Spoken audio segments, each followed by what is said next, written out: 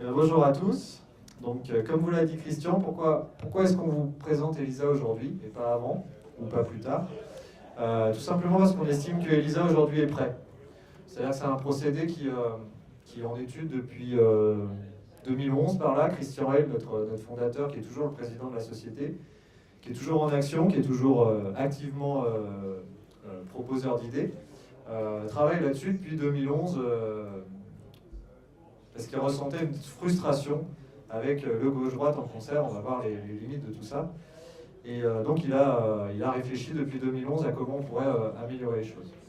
Aujourd'hui, 2018, on est prêt à vous le présenter. C'est un système qui a déjà tourné, qui a déjà fait des centaines de concerts. Donc on estime qu'on est prêt à vraiment le présenter au public. Alors on ne l'écoutera pas aujourd'hui puisque le déploiement implique des choses qu'on n'a pas pu mettre en œuvre, mais petit à petit ça viendra. Vous pouvez déjà le retrouver sur pas mal de concerts, pas mal d'événements, pas mal de tournées. Et nous on parie là-dessus, en tout cas sur le fait que dans les années qui vont venir, c'est ça qui va vraiment faire la différence entre les différents shows, entre les différents événements au niveau de la diffusion sonore. Donc ELISA, Immersive Audio Solution, désolé, la présentation est un peu toute neuve, je n'ai pas eu le temps de la traduire encore, donc elle sera en anglais, mais je ferai l'interface. ELISA veut dire le L pour L-Acoustics et le ISA pour Immersive Sound Art. Immersive, qu'est-ce que ça veut dire déjà? C'est le mot que vous allez retrouver un petit peu récurrent dans ELISA. L'immersif ne veut pas dire qu'on va faire tourner des hélicoptères tout autour de votre tête, au plafond, dans tous les sens. On est capable de le faire, mais ce n'est pas l'objet d'ELISA. L'immersif veut vraiment dire qu'on va être immergé avec le show. Aujourd'hui, il y a trop de concerts où on n'arrive pas à obtenir l'expérience d'immersion dans le spectacle à cause de la diffusion sonore. Donc l'idée est de gagner sur cette immersion-là, pas l'immersion dans le sens THX et hélicoptères qui tournent tout autour, même si c'est une possibilité avec ELISA. Si on refait un peu d'histoire, années 60, le Coliseum à Washington, concert des Beatles, 8000 personnes, et j'y étais pas, mais l'histoire nous dit que personne n'a rien entendu. Les Beatles sont repartis, c'était de la folie dans l'aréna parce que les Beatles, mais personne n'a rien entendu au show. Donc à cette époque, années 60, le seul défi qu'on va avoir, c'est juste de faire entendre le message aux gens. C'était le défi de l'époque, il était très simple. À partir du moment où vous entendiez le message et que le message était parvenu à l'auditeur, le défi était rempli. Aujourd'hui, voilà ce qu'on fait. C'est ce genre d'événement. Coachella, festival qui a lieu tous les ans avec le plus gros déploiement de K1. On est sur chaque cluster sur un déploiement de 24 K1. C'est ce qu'on peut faire de plus gros. On a amélioré les micros, meilleure dynamique, transmission HF, transmission numérique. Enfin voilà, il y a des experts dans le salon qui pourront vous en parler. On a amélioré les consoles, on a amélioré les DSP des consoles, on a amélioré leur fréquence d'échantillonnage, on a tout amélioré. On a amélioré nos amplis. On a rajouté du processing, des algorithmes qui étaient inenvisageables il y a une dizaine d'années, je ne parle même pas des années 60. On a amélioré nos enceintes. On a aujourd'hui des enceintes qui sont capables de fournir à des dizaines de milliers de personnes un SPL plus que suffisant. On a réduit leur taille, on a augmenté leur bande passante, leur dynamique, on a tout augmenté. On peut encore progresser là-dessus, et on progressera encore sûrement dans les prochaines gammes. Mais est-ce que ça a vraiment du sens ? Est-ce que ça a vraiment du sens aujourd'hui de viser dans cette progression-là? On va le faire, évidemment. Est-ce que c'est vraiment là qu'on peut progresser de manière importante? Donc voilà ce qu'on fait aujourd'hui sur l'un des plus gros festivals au monde. Revenons un petit peu sur le résultat qu'on obtient sur ce genre de festival en termes de diffusion sonore. Est-ce qu'on a de la stéréo? Pas vraiment. On n'a pas vraiment de la stéréo, puisque chaque cluster va couvrir une zone d'audience immense, et qu'on est plutôt sur de la dual mono. Donc dans mon mix, est-ce que je peux faire de la stéréo? Un petit peu, mais les seules choses que je vais me permettre de panner à droite ou à gauche, ça sera les éléments qui n'ont pas d'incidence sur le message. Je ne peux pas me permettre de panner à droite la voix de mon chanteur parce qu'il a décidé de se balader sur la scène. Je peux envoyer des reverbs, je peux envoyer des petites percussions à droite à gauche, des nappes de clavier. Mais est-ce que je peux mettre la guitare solo uniquement à droite parce que le guitariste est à droite? Non, je vais avoir 40 000 personnes qui n'entendront pas le solo. Donc la stéréo, on ne l'a pas. L'intelligibilité, on sait tous qu'une dual mono, ça n'est pas le meilleur moyen d'avoir de l'intelligibilité. Nos deux sources vont être interférentes. C'est le bon moyen d'avoir un petit peu d'image stéréo, pour autant qu'on soit dans la bonne zone. Mais en termes d'intelligibilité, le meilleur moyen d'obtenir la meilleure performance, c'est une seule et unique source. On a peut-être connu le slogan historique de l'Acoustics, le meilleur son vient d'une seule source. Le meilleur son, c'est peut-être pas vrai, mais en tout cas, la meilleure intelligibilité, c'est le cas. Donc l'intelligibilité, on n'est pas si optimisé que ça avec nos designs stéréo aujourd'hui. La séparation des sources, on n'y arrive pas bien non plus. Si je veux séparer la guitare de ma basse, en les positionnant à peu près au même endroit dans le mix, ils vont travailler dans le bas médium sur les mêmes gammes de fréquences. Ça va être difficile, il va falloir travailler des EQ, des compresseurs. Ça va être relativement difficile de les séparer dans mon mix. Donc ça, c'est un autre problème de la stéréo.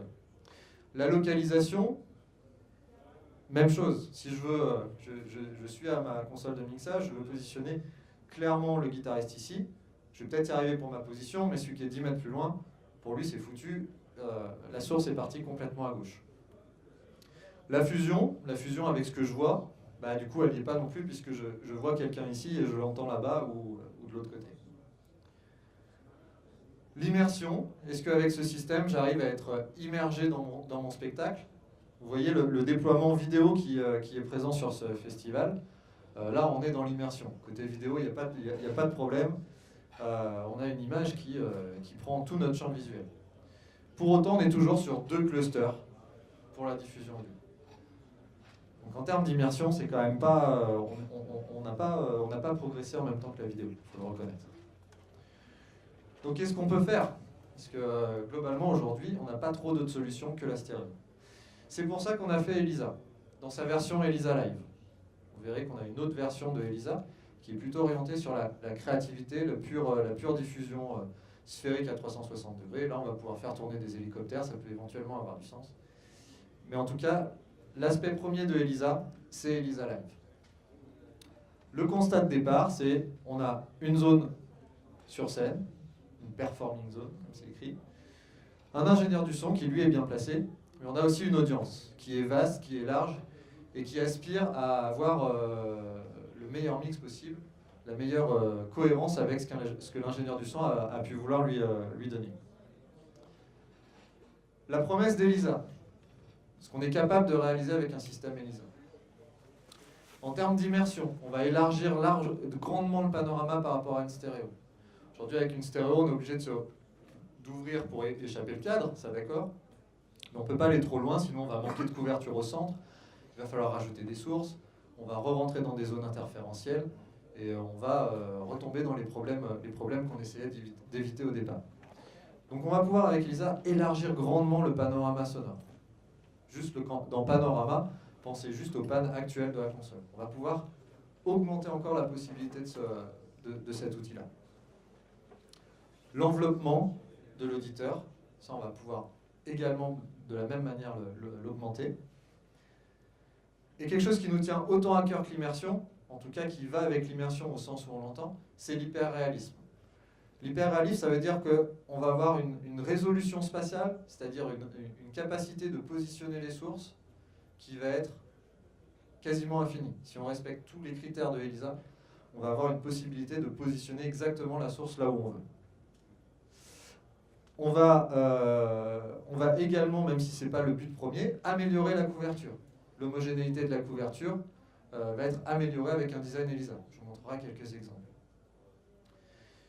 Et surtout, dans un concept réaliste, après on peut imaginer de la créativité où le what you see is what you get, comme mes amis WYSIWYG. Là c'est what you see is what you hear.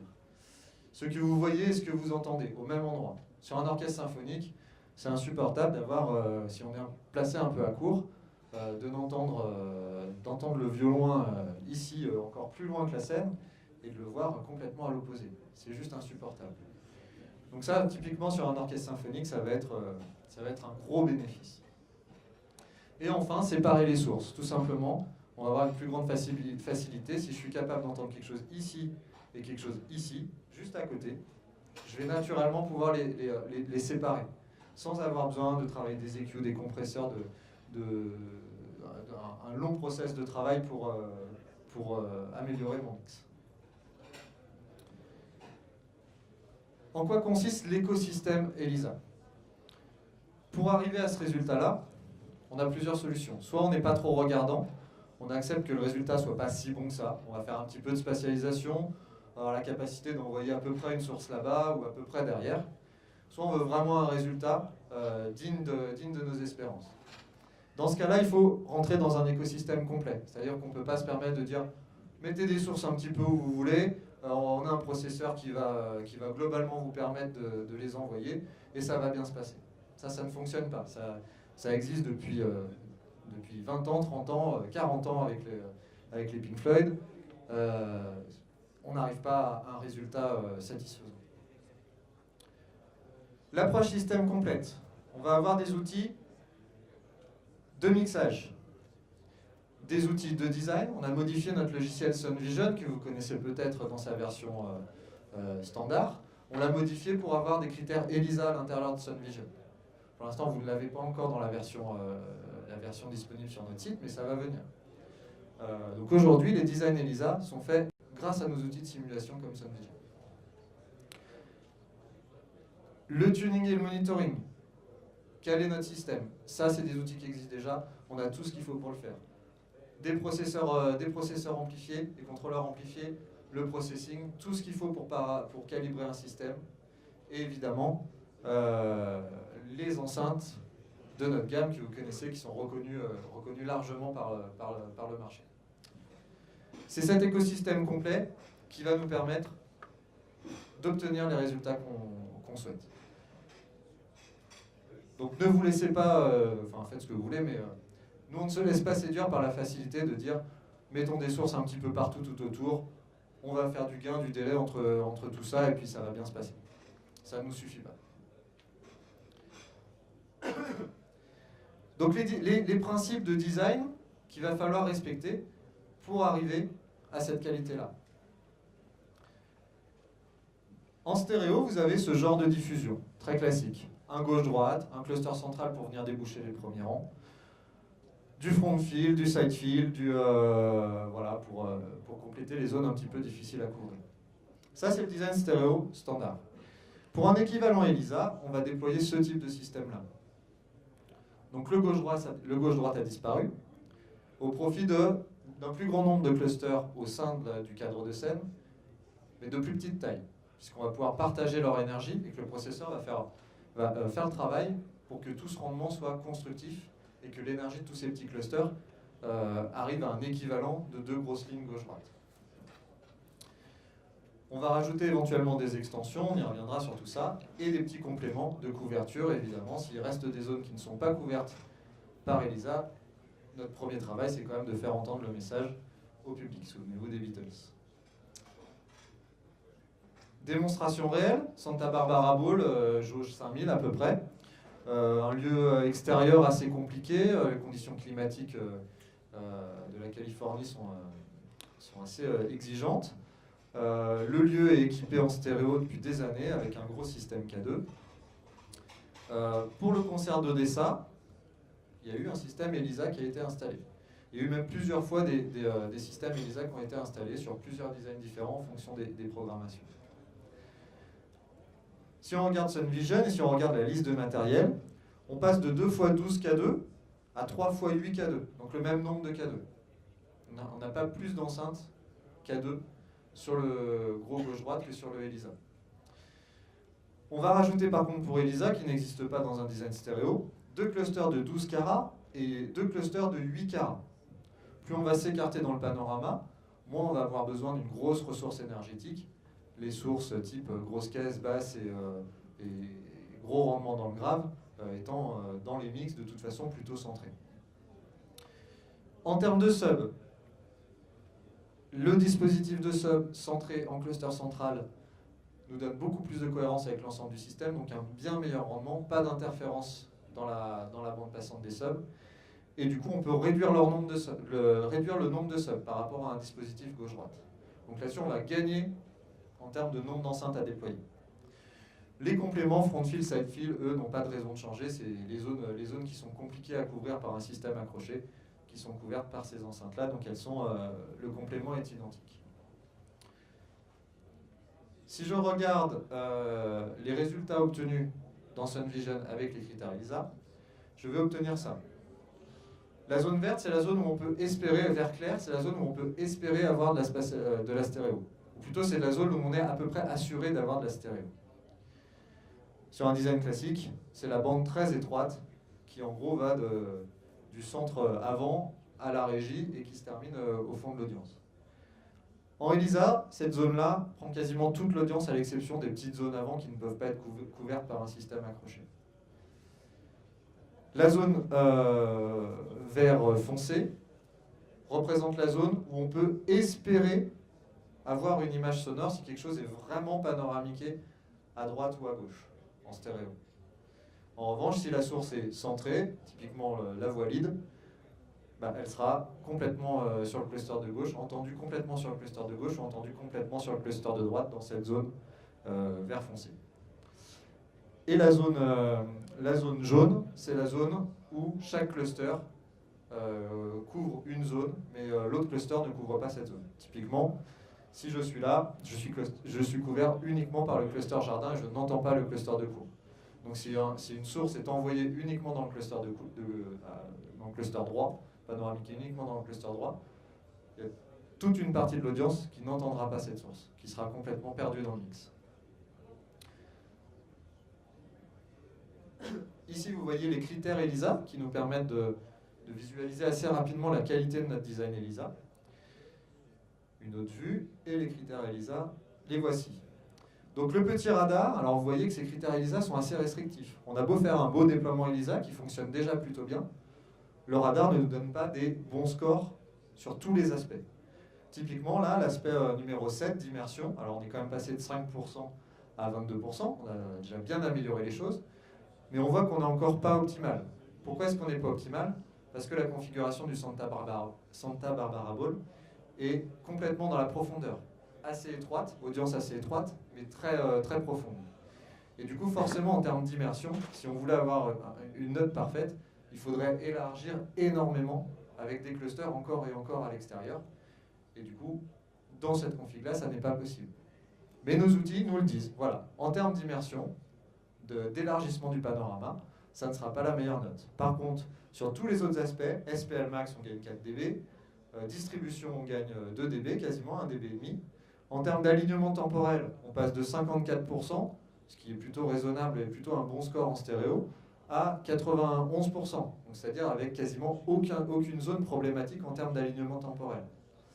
La localisation horizontale, on passe de 1% à 99%. C'est-à-dire que 99%, je vais pouvoir positionner exactement où je veux mes sources sonores.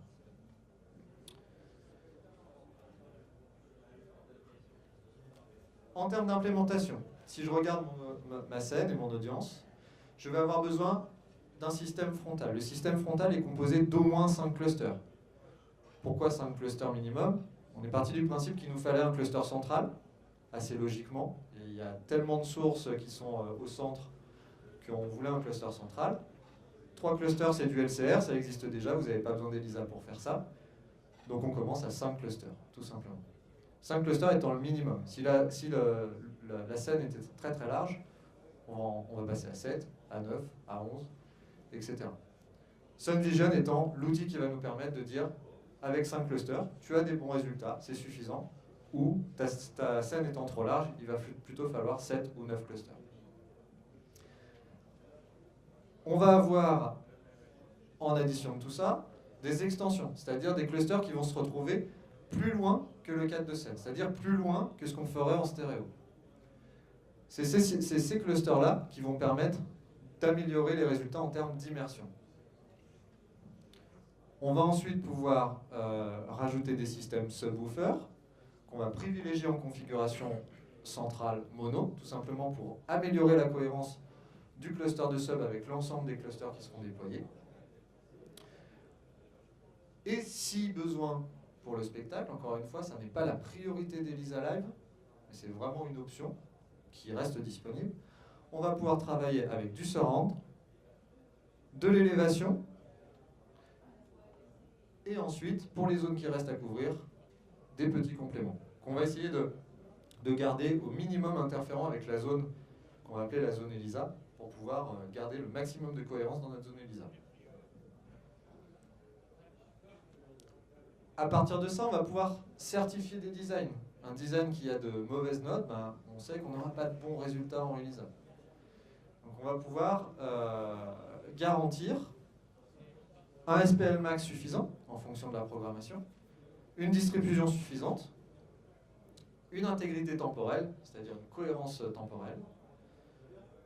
Côté hyperréalisme, on va pouvoir garantir ou non le résultat d'avoir la précision de localisation.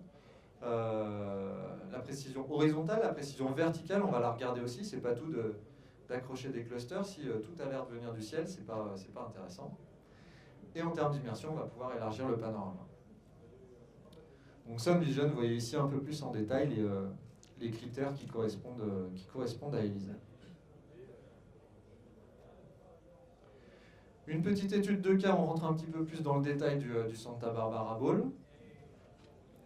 Avec un design un peu différent pour le ELISA, on reste sur uniquement des clusters de Cara. Donc on passe de 12 K2, 2 clusters de 12 K2, à 5 clusters de 12 Cara. Toujours les extensions avec 8 Cara, 2 fois 8 Cara. Les subs, on a pu réduire encore une fois le nombre de subs avec un design plus cohérent. Et les front files, on reste globalement sur le même genre de déploiement. Enfin, la même quantité de ressources déployées. En termes de SPL, voilà ce qu'on obtient.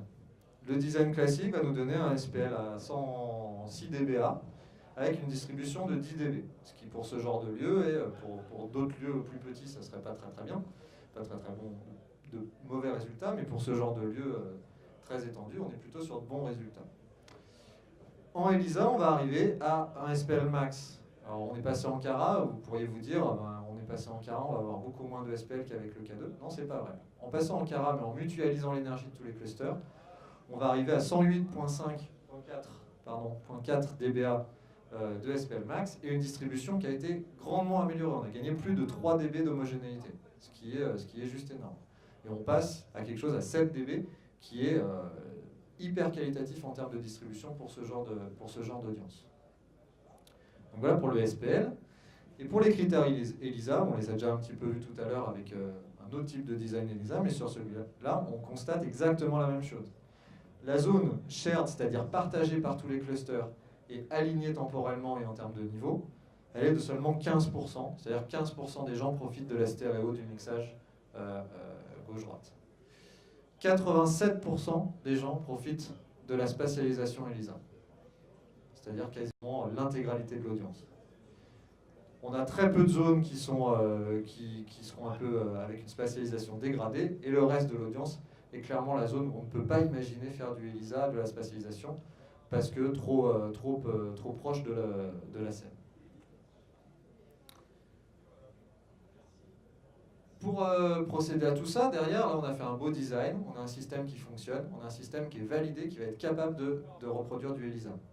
Pour autant, il nous faut des outils de mixage. Si ELISA reste un concept de diffusion, et qu'il faut continuer de réfléchir soi-même à, alors je veux aller mettre une source là-bas, je vais l'envoyer dans le groupe 18, avec un délai de 3 millisecondes, ah ouais, mais si je fais ça dans mon groupe 19, ça va phaser, ça va plus marcher. Alors si on est obligé de penser à ça, c'est plus un outil, c'est juste une plaie. Donc on a développé des outils de mixage qui sont basés sur un concept objet. Donc c'est le ELISA Controller, qui est le soft qui contrôle le ELISA processeur. Le processeur est en charge de gérer le passage de votre mixage à la diffusion, de manière complètement transparente. Vous n'avez pas à réfléchir les choses en termes de technique. Vous avez juste à réfléchir les choses en termes de mixage. À prendre votre objet, à l'emmener là où vous voulez l'entendre, et c'est ce qui va se passer. C'est ce qui va se passer pour vous, à la position de mix, et c'est ce qui va se passer pour la plus grande partie de vos auditeurs. Donc des objets audio, mono ou multicanaux. Un objet multicanal, un objet stéréo par exemple, n'est jamais qu'un double objet mono. Donc on va retrouver deux objets dans ELISA. Je vous montrerai un petit peu en temps réel l'outil logiciel. On va pouvoir transporter de salle en salle notre mixage, puisque ça n'est pas à vous de prendre en charge le fait que d'une salle à une autre, vous avez un design différent, donc il faut tout changer. C'est le processeur qui va gérer ça. Vous allez lui rentrer les données, importer votre session SoundVision, lui donner manuellement les données de votre disposition réelle, et lui va s'adapter pour que le résultat soit le même. En vous indiquant les zones, si vous avez un design plus ou moins performant. Sur un design peu performant, il va vous dire bon, attention, dans cette zone-là, tu as mis des sources, je ne suis pas sûr qu'on les entende pile là, ça va peut-être être un tout petit peu à gauche ou un tout petit peu à droite. Et si votre design est complètement validé ELISA, d'une salle à l'autre, vous le transportez sans avoir rien à changer avec votre mixage, c'est le processeur qui va adapter la diffusion. On a pensé l'outil vraiment comme un outil de console, comme un outil de mixage. On verra d'ailleurs qu'on retrouve ce même outil-là dans certaines consoles, pour que ça soit encore une fois un processus de mixage facile et pas juste une purge de devoir réfléchir multicanal. Là, on a juste à réfléchir spatialisation, ce qu'on veut faire, c'est tout ce qu'on a à faire. Typiquement, on va se retrouver avec ce genre de fonctionnement. Chacune des sources, là on a 4 sources qui sont réparties, vont se retrouver chacune dans les clusters où on les a positionnées avec une largeur déterminée. Je vais vous montrer un petit peu tous ces outils. Vous allez me dire, la voix lead là en turquoise, elle est diffusée dans 3 clusters. On sait ce que ça fait quand on met une même source dans 3 clusters, ça phase. Encore une fois, ce n'est pas à vous de réfléchir à comment vous allez éviter ça. C'est l'algorithme du processeur. Là, c'est la partie un petit peu secrète du processeur. C'est le processeur qui va gérer ça. Et qui va le gérer de manière efficace. Pas juste en gain atténuation. Voilà, c'est toute la qualité des algorithmes du processeur qui vont faire que ce mode-là va pouvoir fonctionner de manière transparente. Vous n'avez pas à réfléchir sur combien de clusters ça va être diffusé, vous avez juste à placer votre source et à gérer sa largeur. Juste des outils conceptuels. La partie comment, c'est le processeur qui s'en charge. On va retrouver des paramètres de panne, de largeur, de distance, d'élévation si on a mis des enceintes en hauteur, et un départ aux. La première utilisation qu'on imagine, c'est pour éventuellement un départ de sub. C'est pas obligatoirement ça, c'est vraiment n'importe quelle utilisation. Sachant que vous conservez complètement votre console. On n'est pas en train d'essayer de remplacer la console avec un outil à la souris. C'est pas du tout l'idée. Votre console est toujours là, elle est toujours efficace, vous pouvez toujours faire tous vos départs auxiliaires de la console comme vous le faites depuis toujours. Donc c'est juste un départ auxiliaire en plus sur le processeur qui va permettre de prendre en compte tous les paramètres du processeur. Je passe rapidement là-dessus puisque je reviendrai en temps réel vous montrer un petit peu l'outil. Donc les bénéfices, on l'a déjà bien dit. La localisation pour l'audience, la localisation de la source, l'immersion, l'intelligibilité, le confort d'écoute, toutes ces choses-là. Ce qu'on n'a pas encore trop dit, c'est pour l'ingénieur du son, où est-ce qu'il retrouve un confort? Moins d'EQ, moins de compresseurs. Pas besoin d'aller chercher un solo.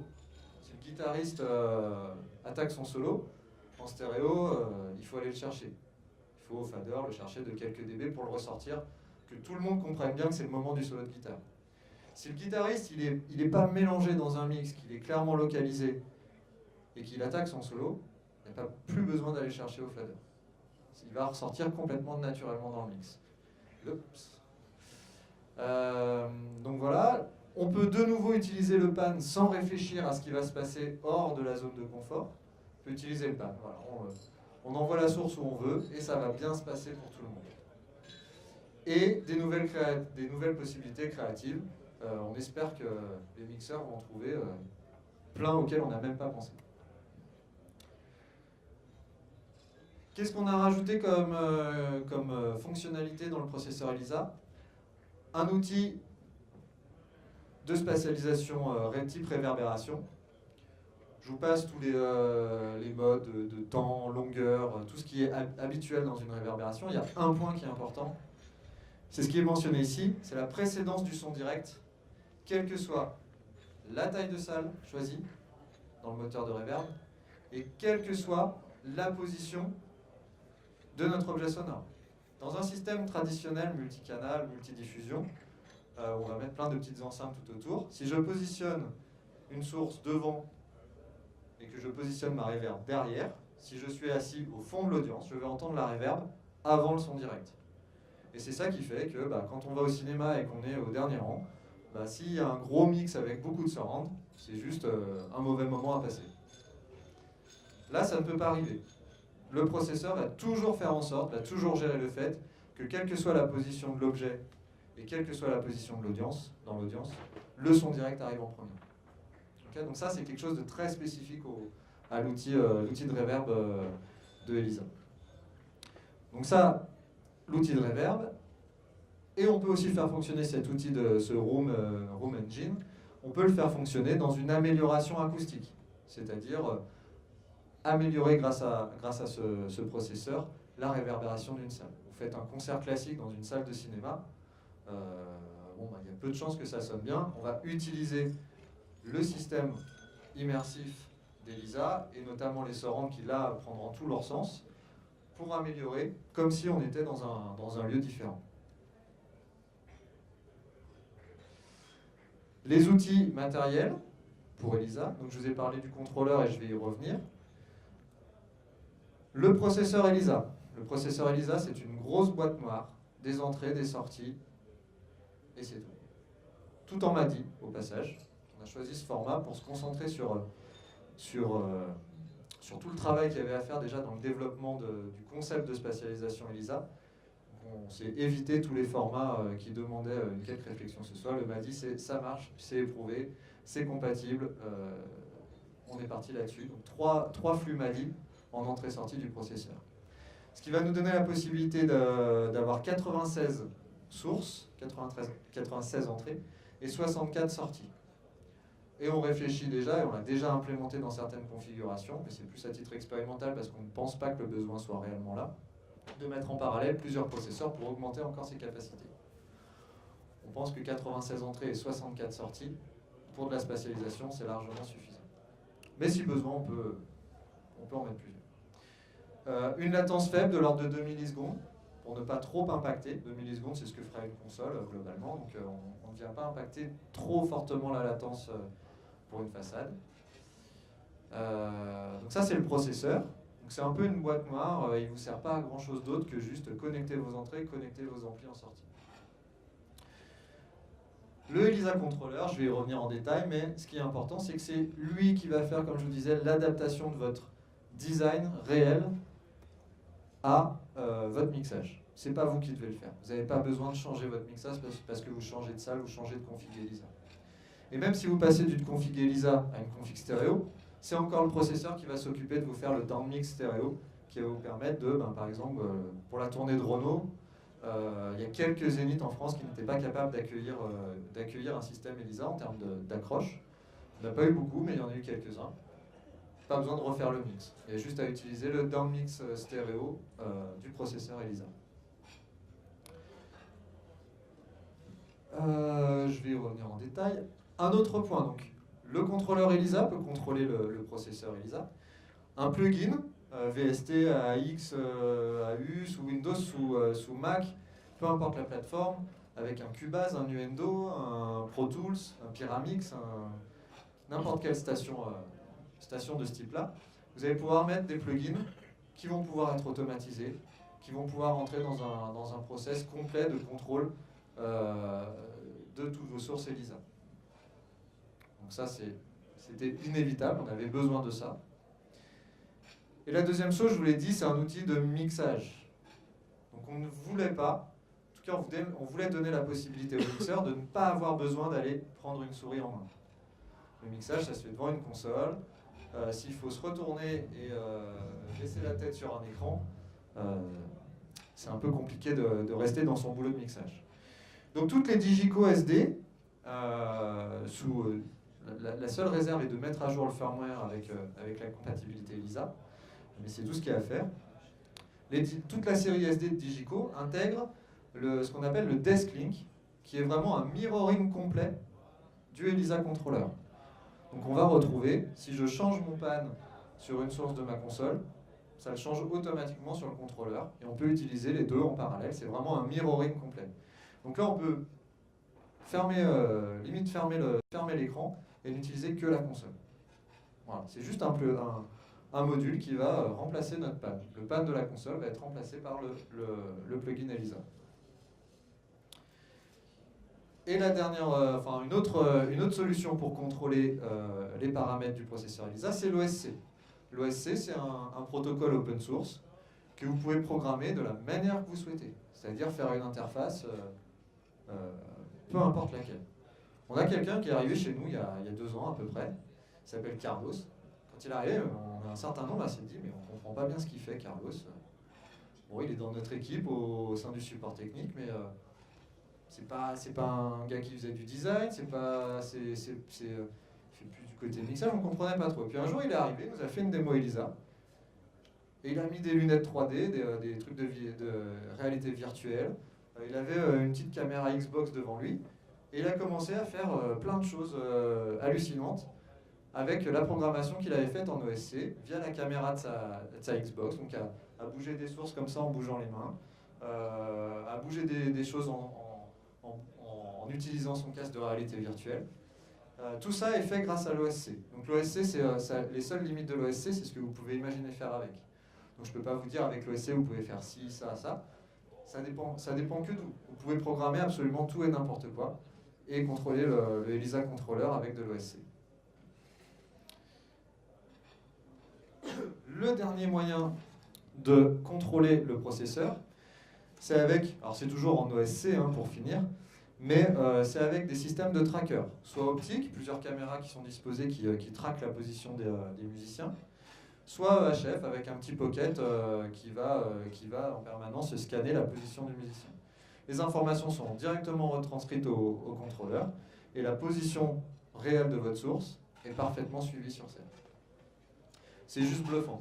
On oublie complètement que, par exemple, si c'est pour de la conférence, on oublie complètement que la personne qui est en train de nous parler a un serre-tête, a une cravate, a un micro-main. On l'oublie complètement. Alors ce qu'on fait dans les démos, c'est qu'en général, le présentateur vient bien d'un côté, et puis il coupe son tracker. Et là, ça revient comme c'était d'habitude. Et donc toute la partie gauche de l'audience, elle me voilà, elle m'entend un petit peu en champ direct d'ici, et elle entend l'enceinte qui est là-bas. Après, on fait l'inverse, et c'est pareil pour l'autre côté de l'audience. Et quand on fait ça, on se dit, mais comment est-ce que j'ai déjà pu faire? Comment j'ai pu faire pour supporter ça? Tout simplement parce que ça fait une demi-heure que la présentation a commencé, et que tout paraît si naturel que quand on revient à ce qui existait avant, ça devient insupportable. Donc ces présentations, on espère pouvoir les faire le plus rapidement possible dans ce genre de journée. Pour l'instant, on les fait sur les salons majeurs, type ISE, ProLight. Si vous avez l'occasion d'y aller, vous pourrez assister à l'écoute en plus. Les projets qui ont déjà été réalisés en ELISA. Donc je vous disais, si on met bout à bout le nombre de shows qui a été fait, c'est des centaines, voire des milliers de shows qui ont déjà tourné en ELISA. La dernière tournée de Renault, gros défi, on connaît l'état de la voix du chanteur, difficile à faire sortir au milieu d'un basse batterie guitare. ELISA a été une des solutions importantes pour la réussite de cette tournée. Donc des salles de toutes les Zénith, gros Zénith et Arena de France, donc 5000, plus de 5000 à chaque fois. Le design system est celui-là, donc 5 clusters de Cara, plus 2 outfields. On est dans des arénas, donc il y a forcément des audiences latérales qu'on ne peut pas espérer couvrir avec de la spatialisation. Mais ça reste cohérent puisque leur angle de vision de toute façon n'est pas spatialisé. Ils ont un angle de vision de la scène qui est très réduit. Ils entendent le down mix mono, c'est parfaitement cohérent. Donc un kit de 5 x 12 carats. Pour des jauges de 10 000 personnes, il n'y a absolument rien de délirant. L'Orchestre National de Lille, alors ce qui est intéressant avec eux, c'est que ça fait, on avait déjà fait au Stade Pierre-Mauroy la version stéréo, et cette année on a fait la version Elisa. Et donc c'était intéressant de voir les retours qui étaient vraiment excellents sur ce type de jauge, donc 15 000 personnes, concert de musique classique dans un stade, a priori on n'a rien fait pour que ça se passe bien.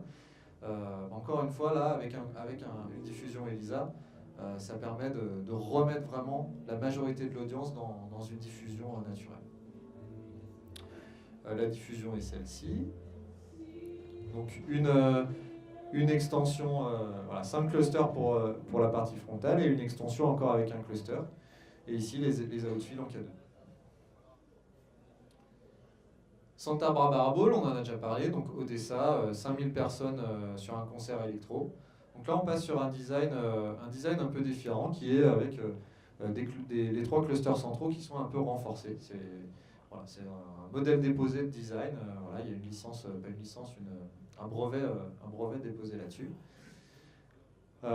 Donc pour un concert électro. Et vous avez vu les résultats de Sound Vision pour ce système-là. On arrive à des résultats impressionnants. Ennio Morricone, plusieurs shows en Italie sur des jauges importantes, plus de 10 000 personnes. Un peu comme pour l'Orchestre National de Lille, clairement sur de la musique classique, on retrouve un intérêt incroyable de l'hyper-réalisme de Elisa. Et sur ce show-là, on a en plus la chance d'avoir eu le petit mot du chef qui cite explicitement Elisa comme étant la solution qui a permis la réussite de ces concerts. Vous pouvez retrouver ça sur Internet.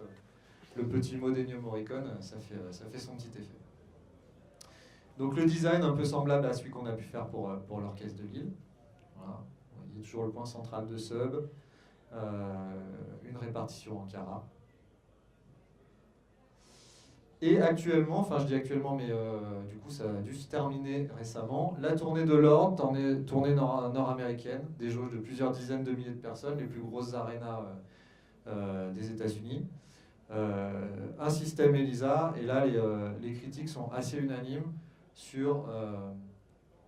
elles vont pas dans le sens de c'est formidable, on en a pris plein la tête, il y en avait dans tous les sens. Toutes les critiques vont dans le sens de on a une intimité avec l'artiste, on a une proximité avec l'artiste. Voilà, tout ce qu'on essaye pour nous c'est le meilleur des compliments plutôt que de dire ah le système son il nous en a mis plein les yeux. Non, l'intimité avec le show c'est la meilleure des récompenses, surtout sur des shows comme ça où tout est quand même très centré sur la voix. Donc voilà, le déploiement, là, c'est celui-là, donc un déploiement focus avec un système au centre un peu renforcé pour les aspects grosse caisse, basse et compagnie. Et on voit un déploiement avec une extension très importante pour gagner en immersion. Donc on voit ces petits clusters ici, si je fais le long, petits clusters ici qui sont accrochés au-dessus du public, qui paraissaient comme un défi et qui visiblement ont posé absolument aucun problème dans aucune arena. Ils ont pu être accrochés tout le temps et la prod a clairement reconnu leur utilité. Parce que forcément au départ c'était vous êtes sûr que ceux-là ils vont apporter quelque chose, les clusters de Cara accrochés au-dessus du public, et ça a clairement été reconnu qu'en termes d'immersion, comme le disait Sound Vision, si on veut avoir une bonne note, il faut pouvoir accrocher ces clusters. Et ils ont été très faciles à accrocher, voilà, ça n'a posé aucun problème. Le déploiement, donc avec le retour de toutes ces expériences, le déploiement est quasiment aussi rapide qu'un déploiement stéréo à partir du moment où il est un petit peu organisé. Voilà, ça ne crée que très peu de contraintes supplémentaires. Par contre, ça ouvre des possibilités énormes. Le ELISA créative. On peut aussi imaginer quelque chose qui est purement à 360 degrés, pas forcément une scène frontale, mais du son dans tous les sens. On va, grâce à ELISA, permettre de fusionner vraiment la scénographie avec ce qu'on perçoit et donner des solutions complètement à 360 degrés. Qu'est-ce qu'on a comme retour d'expérience ? On a plusieurs gros festivals. Coachella, le Panorama Festival, où un dôme a été installé avec une diffusion ELISA. Vous voyez le design, c'est finalement que 8 points de Cara tout autour pour la diffusion principale. C'est pas énorme, 8 points de Cara sur un dôme. Et pour garantir le positionnement précis d'objets sonores pas forcément intenses, on a toute une couronne de 5XT. Donc 5XT, pas très compliqué à déployer, mais ça permet de venir localiser une source ponctuelle vraiment précisément. On a 2 couronnes d'élévation plus la pointe de la sphère, enfin la pointe, le sommet de la sphère, pour cette configuration-là. Un peu plus près de chez nous, même très près d'ici, le dernier panache au Puy du Fou. Donc la première installation au monde en ELISA. Là, on est partenaire de longue date, enfin on est actif de longue date avec le Puy du Fou et maintenant on a même un partenariat. Ils se sont lancés dans l'aventure, on s'est lancé dans l'aventure avec eux, c'était un gros défi que ce spectacle, j'imagine que certains d'entre vous l'ont vu. Comment est utilisé ELISA? On a sur le bandeau supérieur, ici, on a tout le système qui est accroché à 360 degrés, 24 points d'arc SWIFO. Et ELISA est utilisé de telle sorte que, je ne sais pas si vous connaissez le principe du spectacle, je vais, attention spoiler, c'est la tribune qui tourne et non pas les scènes qui changent. Les scènes sont fixes et la tribune tourne avec les gens dessus pour aller de scène en scène. Le système, lui, évidemment, ne peut pas tourner avec physiquement. Donc on utilise ELISA pour faire tourner en même temps que la tribune. Et dans ce cas-là, ça n'est pas préprogrammé, ça n'est pas prémixé. Il y a un processeur qui tourne en temps réel et qui tourne avec un signal OSC envoyé par une roue codeuse qui est sur l'axe de la tribune. Donc si la tribune, pour une raison ou une autre, ne tourne pas, le son ne se barre pas tout seul. Et si elle tourne un peu plus vite, un peu moins vite, le son suit parfaitement la rotation de la tribune. Quelques installations artistiques aussi, voilà, au Tate moderne. Des événements spéciaux comme l'anniversaire des Émirats Arabes Unis. Voilà, donc c'est aussi possible, il faut aussi imaginer ELISA pour un seul gros événement. Voilà un petit peu les déploiements majeurs qu'on a pu faire, il y en a plein d'autres. Je me dépêche. En conclusion, ELISA, c'est une solution complète d'outils. Des outils avec toute notre gamme d'enceintes. On peut aller du petit club, du petit lieu. On pourrait imaginer avoir ce lieu-là traité en ELISA, une toute petite salle de conférence, jusqu'au stade. Il n'y a pas de limite ni haute ni basse. C'est surtout la limite basse sur laquelle je veux insister. N'imaginez pas que parce que la salle est toute petite, on ne peut pas faire du ELISA. On la fera en 5XT s'il faut, en petit haut-parleur 5 pouces. Pas de problème. Et donc deux applications, le ELISA Live, vraiment j'ai un concert sur scène, et le ELISA Créatif, plus dans son optique à 360 degrés. Voilà pour moi, pour ce que j'avais à vous dire sur ELISA. Est-ce que j'ai le temps, chers amis de Gestes Scéniques, de présenter un petit peu le logiciel? Samy, j'ai encore un petit peu de temps? 10 minutes. 10 minutes? Non, 5 minutes. 5 minutes, allez, c'est parti. Hop. Vous montrer le logiciel. Alors, voilà comment se présente le processeur ELISA. Vous ouvrez une session, vous vous retrouvez avec ça. Je n'ai aucune source créée, à part ma source. À partir du moment où je viens créer une source, tout simplement cliquer dessus et lui mettre un nom, elle est créée dans mon espace de travail. C'est aussi simple que ça. Les entrées-sorties sont ouvertes, tout le routing est ouvert. Alors après, je vous passe les étapes de paramétrage. C'est là qu'on va pouvoir paramétrer la configuration réelle, qui de là va nous donner ce qu'on appelle le soundscape, un espace de travail qui sera dépendant de la configuration réelle. Donc là, la configuration réelle, c'est la configuration par défaut. C'est 9 enceintes, sont représentées par des petits boîtes, ça peut être n'importe quel cluster, 9 clusters frontaux. Donc dans ce soundscape-là, je vais pouvoir créer autant de sources que je veux. J'ai préparé une petite session déjà toute prête. Avec un traditionnel basse, batterie, guitare, des cuivres, des claviers. Je vais juste prendre très simplement mes sources une par une. Ici j'ai mon cœur 3, il est là sur scène, je le mets là. Avec ma molette, je lui donne un petit peu de largeur pour qu'il fusionne un petit peu dans le mix. ma source 19, mon cœur 2, il est là, c'est le batteur, il est un petit peu derrière. Pareil, hop, un petit coup de largeur que je peux venir ajuster plus finement ici avec mon paramètre en bas. Mon cœur 1 de l'autre côté, hop, voilà. Très facilement, de source en source, de source en source, je vais venir créer mon lead. Bon, voilà, il est là, je vais lui mettre un tout petit peu de largeur, mais pas trop, je veux que ça reste vraiment le lead.